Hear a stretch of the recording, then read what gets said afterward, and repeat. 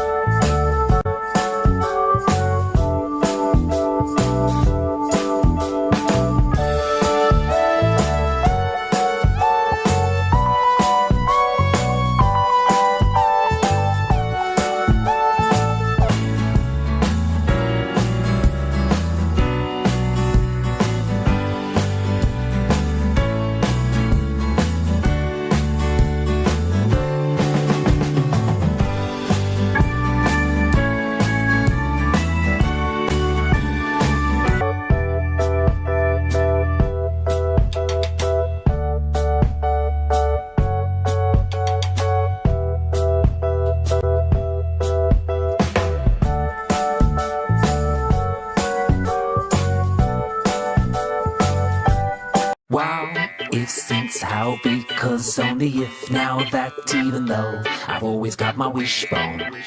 Yeah, to help me with this mission, to help me with this mission. Go again. Wow.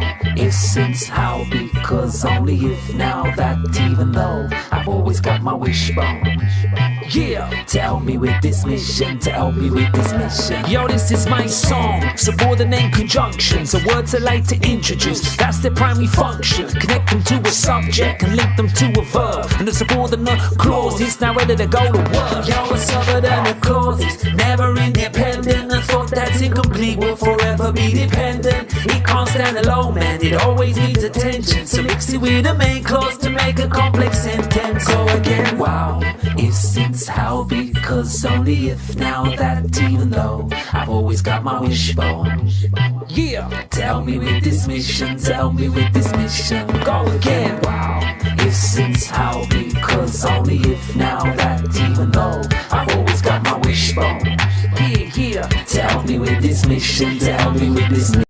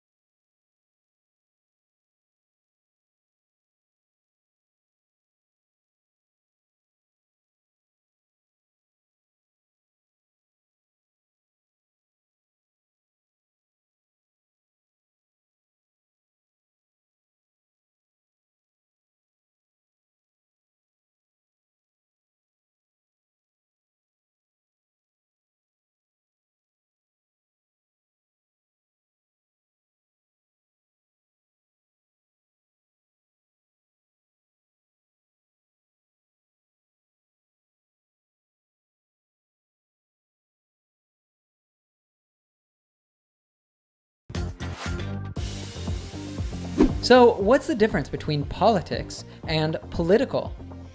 And politics is about people. It's about people. Politics is a noun and political is an adjective. Politics are the activities associated with the government of a country or people who try to influence the way a country is governed. Do you ever write about yogurt in your newspaper?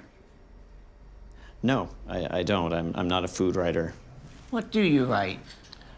I write about politics. I'm interested in lobbying, advocacy groups. Do you know how yogurt is made? No, but I'm sure it's fascinating. We use the adjective form, political, to describe different things that are a concern of or relate to politics in some way. So we would say this in phrases like a political issue, political change, or political views. Madam Vice President. Yes, yes. Does your ex-husband Andrew have any political aspirations? Oh my goodness.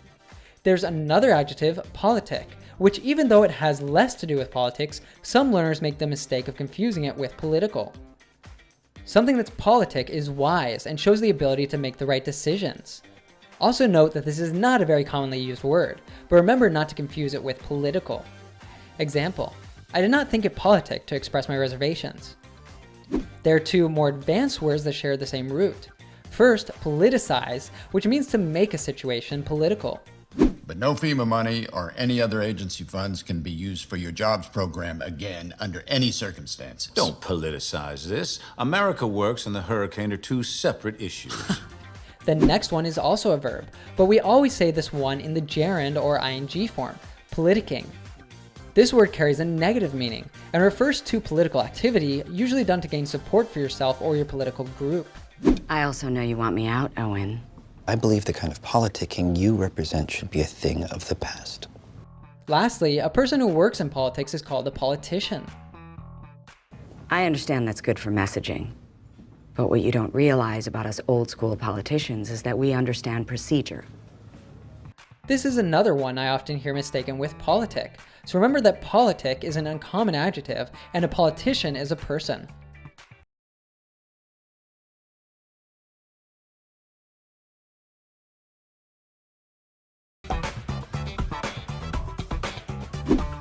The USA has a federal system. This means that states have a large amount of autonomous power independent from the central government in DC. For example, the USA has a constitution, but each state also has its own constitution. Many laws are made at a state level, so when you cross borders, the laws can change significantly. For example, in Colorado, sale and consumption of marijuana is now legal, but if you cross into the bordering state of Kansas, it is illegal. Many non-Americans find this state autonomy shocking. So if things like taxation, lawmaking, and law enforcement are shared between state and federal or national governments, then what does the federal government in Washington, D.C. do? It looks after things like immigration, foreign affairs, and public services. What are foreign affairs? An affair is a situation or subject that is being dealt with or considered. I'm just not sure that I can carry this forever. Not by myself. Foreign affairs, I'm great. Domestic affairs, not so much. By the way, we saw another great term here, domestic affairs. Domestic affairs are themes or issues within the United States and foreign outside in other countries. Taxation is the system of charging taxes. A tax is an amount of money that you must pay to the government according to your income, property, goods, etc., and that is used to pay for public services. Avoiding to pay taxes has a name, tax evasion, and it is a serious crime. Some reminds me that what the imagination can't conjure, reality delivers with a shrug. And reality has delivered in all its beatific wonder to the federal penal system J. Parnell Thomas, convicted of tax evasion. Well, look at us. Just a couple of jailbirds. Except you actually committed a crime. Another serious crime related to government is treason. Do you know what that is? The crime of betraying one's country, the crime of...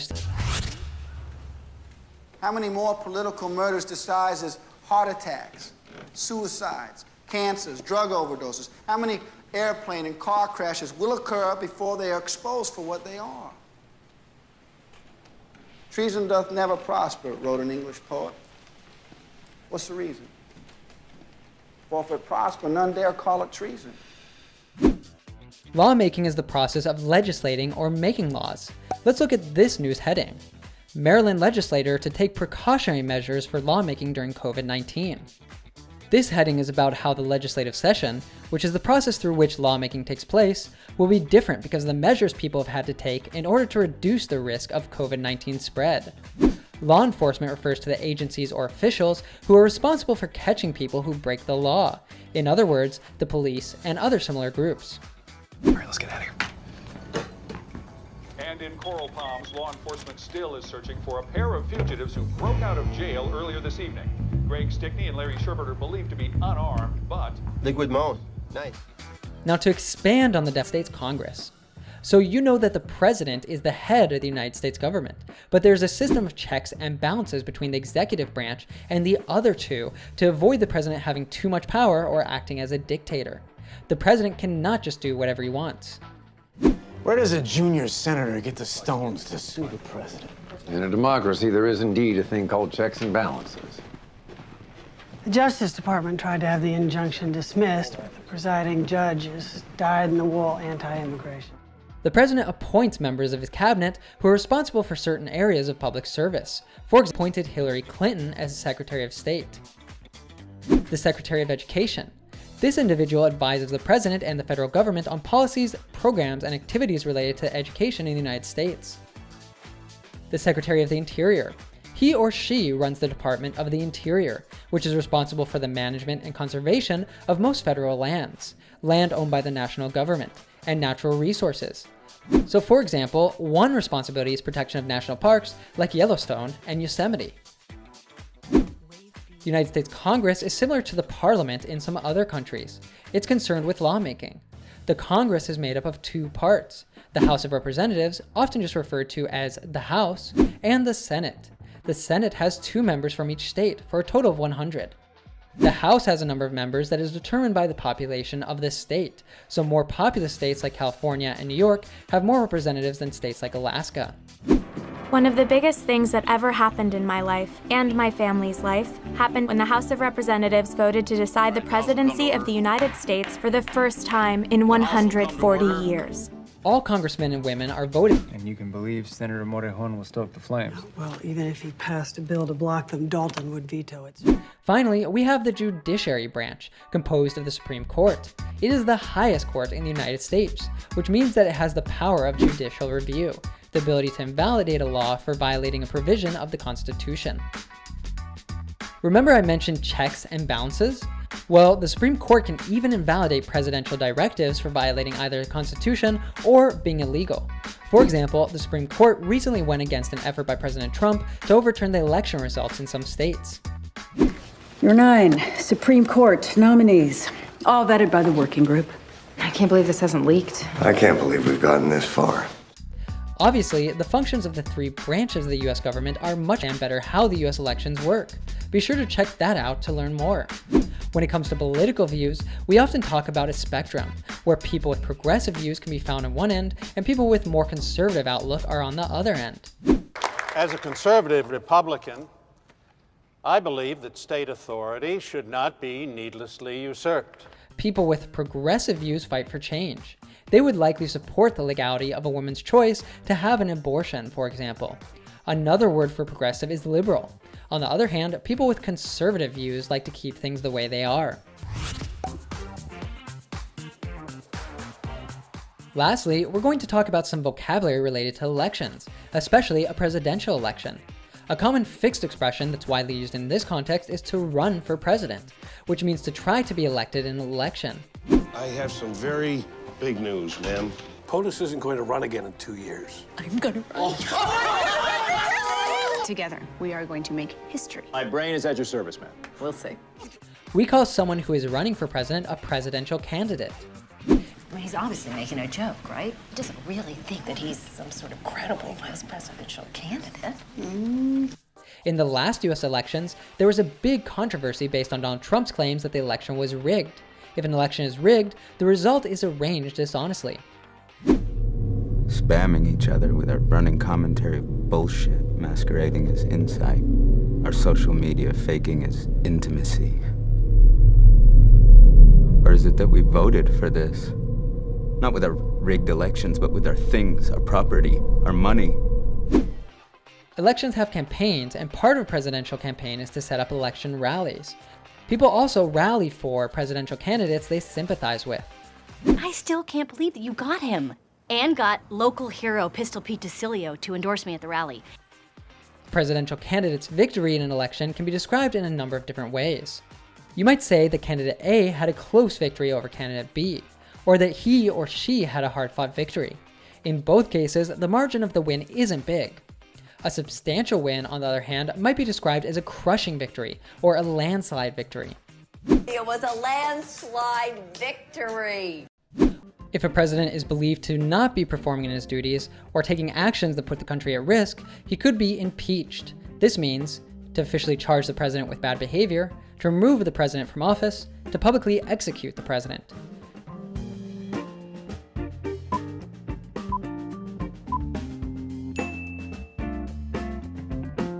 You might have recently heard about Trump being impeached. However, he was not removed from office because the Senate did not find him guilty by a 2/3 majority. We do have breaking news tonight, a deeply divided moment playing out in American history as we come on the air. President Trump has just been impeached on both Article 1, abuse of power, and on Article 2, obstruction of Congress. You might have seen some acronyms like POTUS. This stands for President of the United States, and often you'll see it used to refer to him and the executive branch. Politically, we Americans seem to like acronyms. You could also see FLOTUS, First Lady of the United States. This is the president's wife. Or SCOTUS, Supreme Court of the United States. Wendy got the heads up. POTUS's body man is quitting. Marty? Would he get sick or something? Law school.